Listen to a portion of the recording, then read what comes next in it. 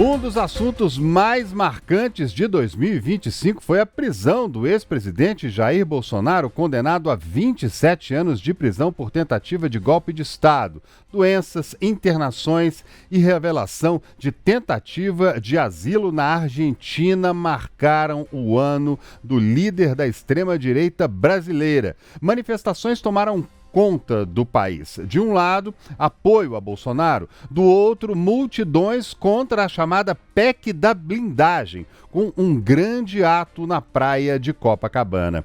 E a cúpula dos BRICS e a COP30 no nosso país, que entre ausências importantes, protestos indígenas, incêndios no pavilhão, chegou ao final com um acordo mais ou menos morno, sem grandes decisões sobre combustíveis fósseis. A ONU removeu o Brasil do mapa mundial da fome depois da redução da insegurança alimentar. Mas o ano tem escândalos, fraudes bilionárias no INSS e a crise do metanol e mortes por bebidas adulteradas. Rio de Janeiro, operação policial e mortes. Segurança pública em choque. A maior operação policial da história deixou 122 mortos em comunidades do Rio. Em São Paulo, o PCC teve um esquema de lavagem de dinheiro desarticulado. E entre outros assuntos, vamos falar também sobre o avanço do crime financeiro. Pois é, a Operação Carbono Oculto, que revelou uma fraude gigantesca em combustíveis. Banco Master liquidado. Daniel Borcaro, o dono, preso por emissão de títulos falsos em esquema milionário. Tá começando o Tempo News de hoje. Bora lá com a gente.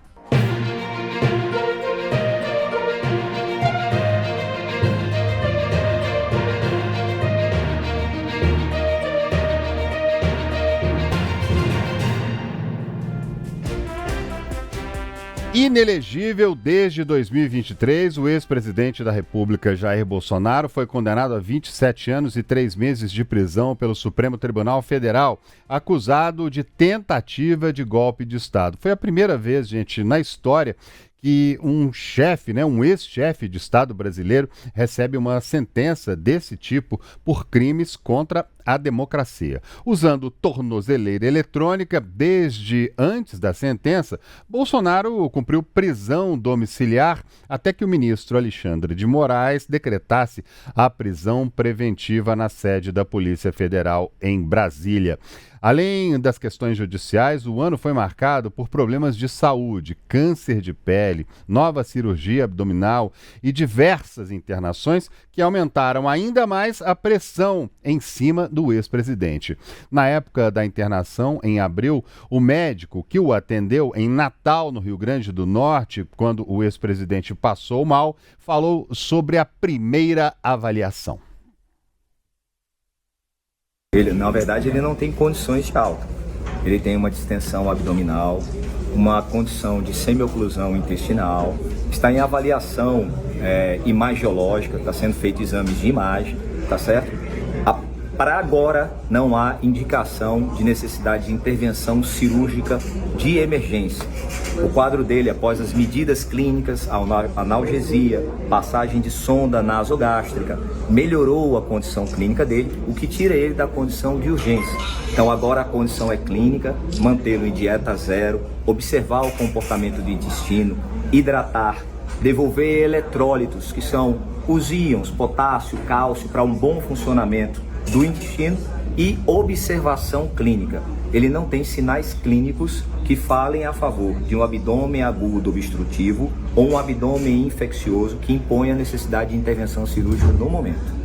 Transferido para Brasília, Bolsonaro apresentou um quadro de aderências e desconforto abdominal que o levaram à 9ª cirurgia por causa daquela facada que aconteceu em 2018. A extensa cirurgia no dia 10 de abril para liberar aderências intestinais e reconstruir a região abdominal durou cerca de 12 horas e foi a mais longa feita pelo ex-presidente nos últimos anos. Ainda sobre o ex-presidente Jair Bolsonaro, durante as investigações, a Polícia Federal revelou planos de Bolsonaro para pedir asilo político na Argentina. A descoberta foi feita durante análises no celular do capitão da reserva.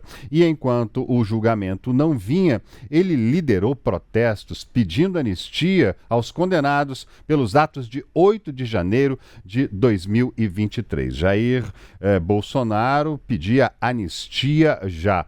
Mas o maior ato de rua mesmo foi contra Bolsonaro. Manifestantes tomaram capitais e grandes cidades em defesa da democracia e contra a PEC que ficou chamada PEC da blindagem. Na praia de Copacabana, artistas como Caetano Veloso, Chico Buarque e Gilberto Gil lideraram uma multidão. Caetano Veloso, inclusive, provocou a população. A PEC da bandidagem, que é o que é, PEC da bandidagem, tem que receber da sociedade brasileira uma resposta saudável, socialmente saudável. Uma manifestação de que grande parte da população brasileira não admite um negócio desse. E ainda mais sendo agora às pressas levada à frente esse projeto de anistia, não pode ficar sem resposta por parte da população brasileira. A gente tem que ir para a rua, para frente do Congresso, como já fomos outras vezes, voltar a dizer que não admitimos isso como povo, como nação, não admitimos. É isso, uma provocação, uma convocação que deu resultado na praia. E olha, ao longo do ano inteiro, o ex-presidente da República pediu anistia. O Brasil nasceu com a vocação da liberdade. O que estão vivendo no momento é muito triste e doloroso. Mas nós não vamos perder a esperança. Nós vamos continuar lutando. Não vamos baixar a cabeça para ninguém. Se queremos democracia, se queremos liberdade, se queremos uma pátria melhor para todos, todos nós somos responsáveis pelo futuro do nosso país. Mais uma vez, ele me deu uma outra vida. Sou muito grato a ele. Jamais esperava ser vereador na minha vida. Acabei sendo presidente da República. Deixamos uma marca no meio de vocês. Vocês conheceram as entranhas dos poderes. Vocês conheceram o seu país por dentro. Hoje nós sabemos quem somos, o que queremos e para onde iremos. Tudo passa pela decisão de cada um de vocês. Eu sou apenas instrumento. Eu sou o empregado de vocês. Não tenho nenhuma obsessão por poder. Eu tenho paixão pelo meu Brasil. Poderia estar muito bem de outro lado, mas não estaria com a minha consciência tranquila. Eu não sei como alguns poderosos, fazendo tanta maldade, conseguem dormir em paz uma noite sequer dessa vida. Vamos acreditar no país. Vamos acreditar em nós mesmos. Vamos nos empenhar. Vamos nos fortalecer e vamos vencer. Quem esperava um público como esse em Brasília no meio de uma semana? Ninguém esperava. Pouca gente esperava isso. E a presença de vocês aqui é a certeza que estamos no caminho certo. A anistia é um ato político e privativo do parlamento brasileiro. O parlamento votou. Ninguém tem que se meter em nada. Tem que cumprir a vontade do parlamento, que representa a vontade da maioria do povo brasileiro. Aproveitar então para chamar para participar comigo aqui da edição especial de hoje a minha colega Luciene Landim, editora de política de O Tempo em Brasília. Ei, Lu, muito boa noite para você. Feliz Natal, né? 24 de dezembro. Pois é, André, boa noite para você, Feliz Natal para você, para todo mundo que acompanha a gente aqui. A gente segue discutindo política, né, como a gente fez ao longo de todo esse ano, mas para a gente puxar agora sobre um assunto, o ex-presidente Jair Bolsonaro teve um ano bastante intenso, né, como a gente detalhou agora há pouco. Foi o ano que Jair Bolsonaro viu o avanço de investigações, inclusive que sofreu uma condenação no Supremo Tribunal Federal, ele que foi condenado a mais de 27 anos de prisão, né, mas puxando primeiro pela situação de saúde de Jair Bolsonaro, a gente falou bastante sobre a cirurgia que o ex-presidente passou em abril. Foi a cirurgia mais longa, classificada pelos médicos como uma das mais complicadas que Jair Bolsonaro já passou. Ele que relata problemas decorrentes da facada que sofreu na campanha eleitoral em 2018, ocasião inclusive que aconteceu na cidade de Juiz de Fora, em Minas Gerais,